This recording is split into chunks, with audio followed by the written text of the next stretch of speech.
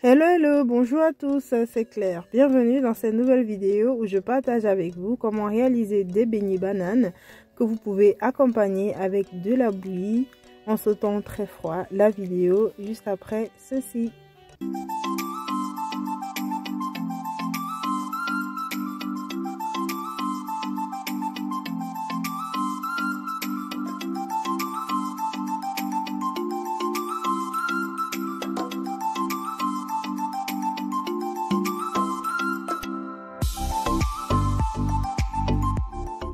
Pour la recette ici, on aura besoin de bananes bien mûres. Ici, j'ai au total 5 doigts, de la farine de blé, de la levure sèche, dont la levure déshydratée et du sel.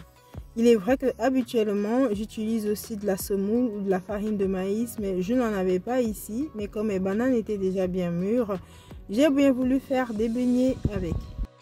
Là, on va tout simplement éplucher nos bananes. Idéalement, prendre des bananes bien mûres. Ça donnera beaucoup plus de sucre. Là, vous n'aurez pas besoin de rajouter du sucre à vos beignets. Une fois que j'ai épluché mes bananes, je me sers d'une fourchette comme vous pouvez voir ici en image pour les écraser. Vous pouvez également utiliser un presse-purée ou tout ce qui peut vous faciliter la tâche. Je vais vous mettre en barre d'informations les quantités exactes de farine et de levure que j'ai utilisées pour ces 6 doigts de banane. Retrouvez-les en barre d'informations de cette vidéo.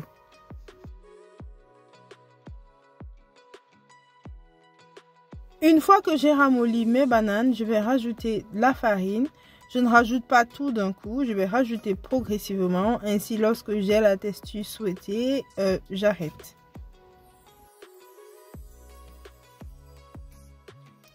Et là, j'y rajoute le sel et je vais continuer de mélanger.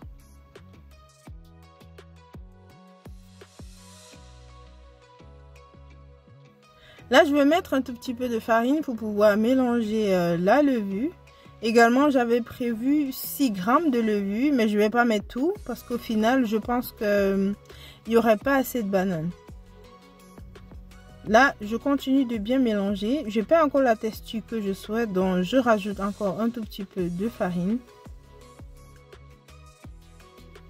Et je continue de bien mélanger jusqu'à obtenir la texture que je souhaite.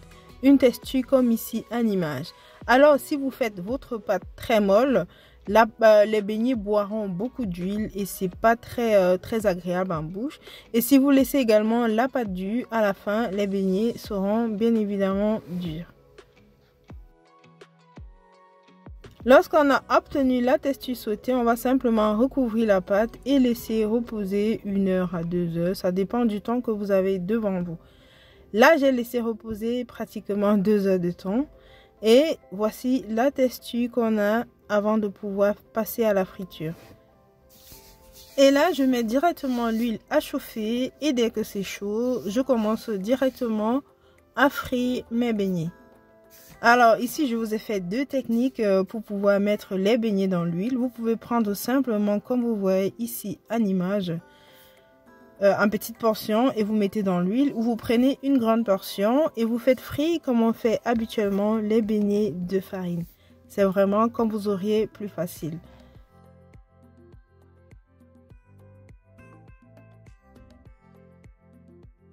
Idéalement, faites cuire vos beignets à feu moyen. Donc lorsque l'huile est bien chaude, avant de commencer à mettre vos beignets, vous pouvez baisser la flamme, ainsi vous permettez à vos beignets de bien cuire et avoir une belle couleur.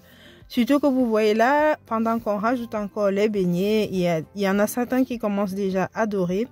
Donc pour avoir une cuisson uniforme pour tous les beignets, faites-le à feu moyen. Et si c'est la première fois que vous regardez une de mes vidéos, moi c'est Claire et je partage avec vous ici la cuisine camerounaise et d'ailleurs, ainsi que des petites gourmandises pour les enfants et les adultes. Donc si vous aimez ce genre de contenu, n'hésitez pas à vous abonner, à activer la cloche de notification pour ne manquer aucune de nos vidéos.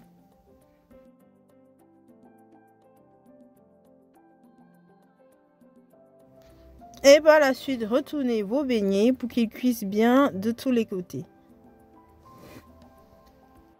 Et une fois que vous obtenez une très belle coloration, là, vous pouvez directement retirer vos beignets du feu.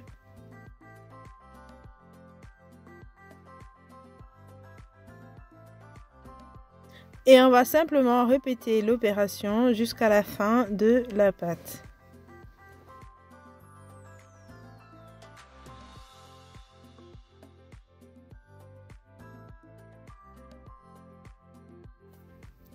Et après cuisson de nos beignets, voilà la texture qu'on obtient. Si vous voulez, comme je l'ai dit au début, des beignets un peu plus fermes, vous rajoutez simplement beaucoup plus de farine. Et pour accompagner vos beignets, vous pouvez soit utiliser du piment. Habituellement, on en vend en bordure de route avec du piment. C'est vraiment très bon.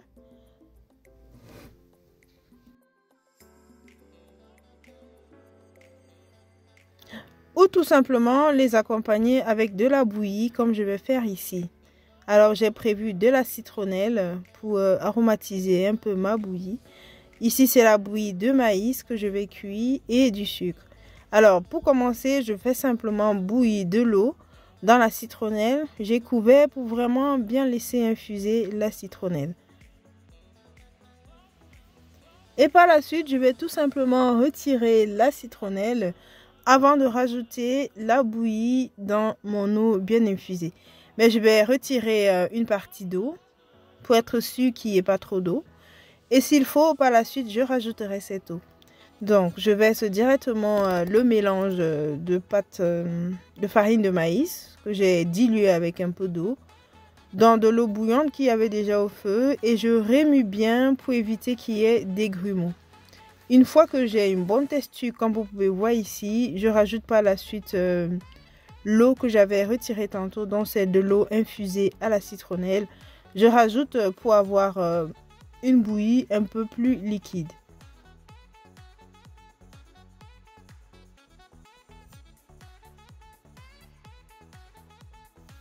Et une fois que j'obtiens une bonne texture, du moins la texture que je souhaite, je vais rajouter du sucre, bien mélanger et je vais couvrir pour laisser cuire pendant quelques minutes pour qu'on n'ait pas l'impression d'avoir du cru lorsqu'on va consommer la bouillie. Et une fois que notre bouillie est prête, on va simplement se servir et pouvoir la consommer, de préférence bien chaude. Et voilà pour la recette, on arrive bientôt à la fin.